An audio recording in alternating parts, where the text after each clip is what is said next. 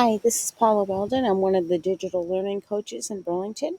I made up a little video for you on how to add feedback in Vector to earn your PDPs. So I'm going to walk you through this right now. So what you're going to do is you will go to Vector. You will log into Vector. Our school ID, our district ID, excuse me, is VPSK12. The username, for me, it is Weldon, and then whatever passcode that I have made up before. So let me put mine in. You would have set this up when you first started using Vector. And then you will click on sign in. So the next thing you're going to do, right now you are clicked on this little orange person over here. You are going to get down to the graduation cap where our PD sits. Once you are here, you want to make sure that you are doing the current year. So there's a drop down box over here. If yours does not say current year, you just click on the little drop down arrow and then you click on current year and your information will appear for you. Like I said in an earlier video, there are different ways of viewing this screen. This is the list that I happen to like.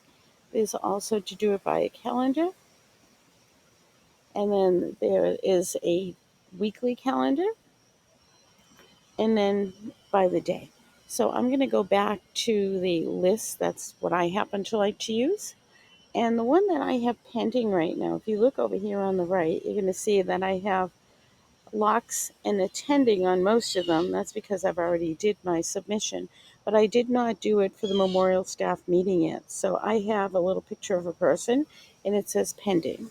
So what I'm going to do is click on the link here.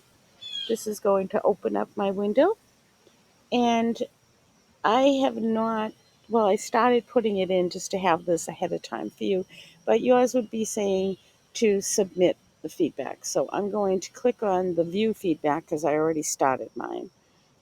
If I had evidence that I wanted to add to whatever it is that I'm submitting, then I would click on the add evidence, and then I could go to my drive and I could choose maybe a certificate that I received from doing this.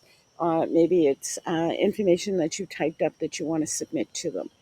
But I'm going to just go to the view feedback because that's all that's needed for me. And then this is the form that opens up. So I always check to make sure that all my information is correct up here. It tells me how many hours I'm going to have for this. And then I would click in the box down here, and they want to know how this training will impact student learning. So for me, this prepared me for this year's upcoming school year and expectation. So I'm going to finish typing that in. And then once I'm done with that, I go down a little bit, and you can see that there are other questions here that I can go in and I can fill out. It was like, what suggestions would you have to make to the presenter to improve this? Honestly, this was a great presentation for me, so I really don't have anything else to offer. And my next one, what positive information would you like the presenter to be aware of? It was very informative for me. Hey, you can be more elaborate than I am. I'm just trying to show you how to go about doing this. And then suggestions for future professional developments. Right now, I do not have any. And then once I get to the end of my questions, I could add an attachment here if I needed to do so for some reason. Maybe I wanted to write up a little bit more information from one of the questions up above, so I could put that in Google Docs and add it as an attachment.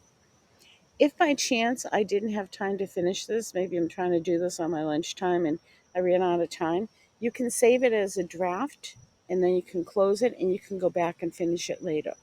I'm going to say I'm going to submit it so I can show you what's going to happen. And then once I submit it, it comes up over here that it is approved for me. It's right over here on the right hand side. The last thing that I wanted to show you was how to go in and look for your certificates that you may receive for these, and also how to select what it is that this should fall under as far as pedagogy, content, whichever. So I'm going to go open up one of the ones I already did. So I'm going to go to my 504 plan.